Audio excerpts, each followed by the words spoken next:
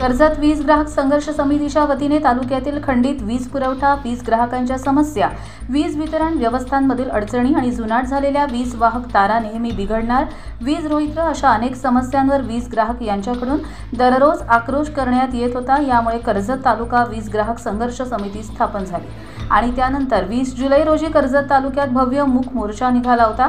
त्यानंतर देखील महावितरण कंपनीकडून वीज ग्राहकांच्या समस्या सोडविल्या जात नव्हत्या आणि वीज वितरण समस्येवर ठोस पावले उचलली जात नव्हती।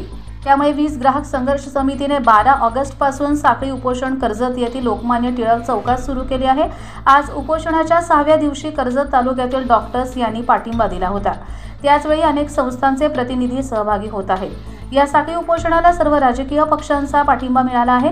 तसेच सामाजिक संस्था आणि मंडळे तसेच तालुक्यातील बहुसंख्य ग्रामपंचायती यांनी पाठिंबा दिला आहे।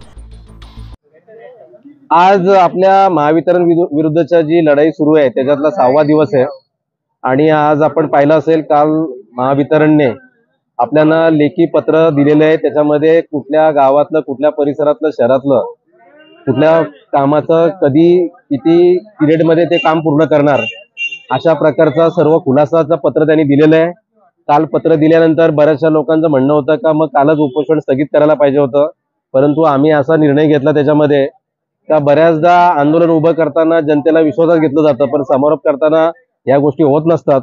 म्हणून आम्ही आजचा दिवस, कालचं जे उत्तर आलेलं आहे त्याचं चर्चा विनिमय करण्यासाठी आजचा दिवस ठेवलेला आहे आणि आज अनेक नागरिक येऊन ते पत्र आणि त्याच्याबरोबरचे कागदपत्रांचं वाचन करतायत।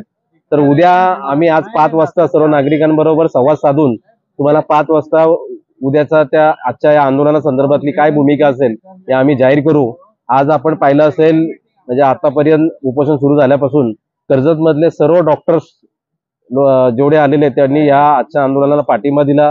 कर्जतचे आता व्यापारी फेडरेशनचे सर्व लोक आलेले, इव्हन उपोषणामध्ये पण ते बसलेले आहेत आणि अनेक कर्जत मधल्या गावातून, खेडोपाड्यातून, शहरातून लोक आज येत आहेत, त्या पत्राचा अभ्यास करतायत आणि एक चांगल्या प्रकारचा या उपोषणाला त्यांनी प्रतिसाद दिलेला आहे। आमचे वकील लोक सुद्धा या आंदोलनामध्ये पहिल्या दिवसापासून सहभागी आहेत, आज सुद्धा येत आहेत। तर अशा प्रकारचं एक व्यापक आंदोलन हे झालेलं आहे। आपण या संदर्भातली पुढची जी भूमिका आहे ती 5 वाजता आपण याच्या संदर्भातला जाहीर करू। उपोषणाची दखल घेऊन महावितरणाचे कार्यकारी अभियंता आणि उपअभियंता यांनी 2 वेळा उपोषण स्थळी येऊन RDSS योजनेतून करण्यात येत असलेल्या कामांची माहिती दिली होती। मात्र उपोषणकर्त्यांनी दिलेल्या 22 मागण्यांवर सकारात्मक उत्तर मिळत नसल्याने साखळी उपोषण 6व्या दिवशी देखील सुरूच आहे।